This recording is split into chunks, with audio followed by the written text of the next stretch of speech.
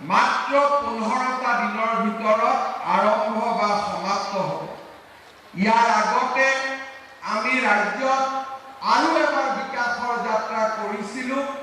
সেইবাৰো আমি 26,000 কোটি টকাৰ কাম হাতত লৈছিলোঁ।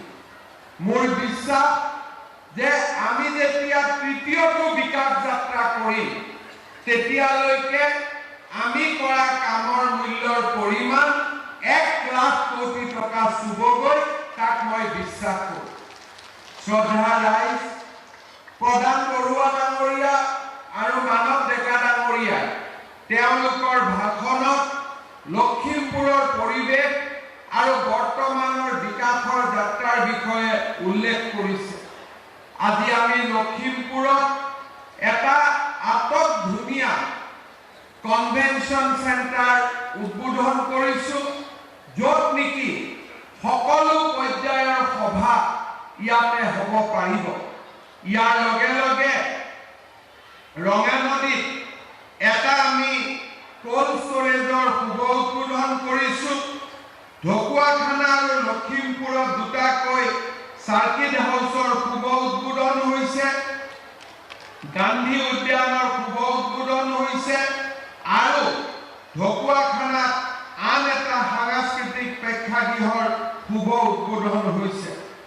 ঢকুৱাখানা, নাওবৈচা, বিহপুৰীয়া, ৰঙানদী আৰু লখিমপুৰত জল জীৱন মিছন আঁচনিৰ অধীনত কেইবাখনো পানী যোগান আঁচনিৰ শুভ উদ্বোধন হৈছে।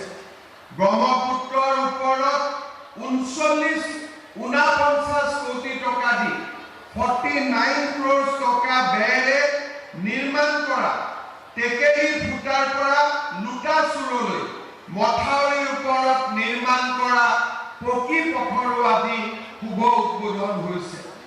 শ্ৰদ্ধা ৰাইজ, অসম মালাৰ প্ৰথম পৰ্যায়ৰ কাম শেষ হোৱাৰ পিছত এতিয়া আমি দ্বিতীয় পৰ্যায়ত অসম মালাৰ ৰাস্তা নিৰ্মাণৰ কাম হাতত লৈছোঁ।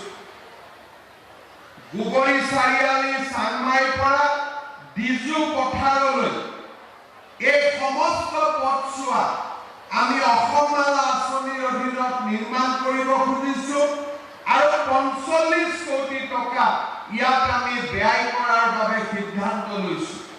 ইয়াৰ লগতে ঢকুৱাখানাতো আমি অসম মালা আঁচনিৰ অধীনত কহুৱা মথাউৰি আৰু ৰাজ্যিক ঘাইপথ 42ৰ পৰা জামুগুৰি কহুৱা ঘাটৰ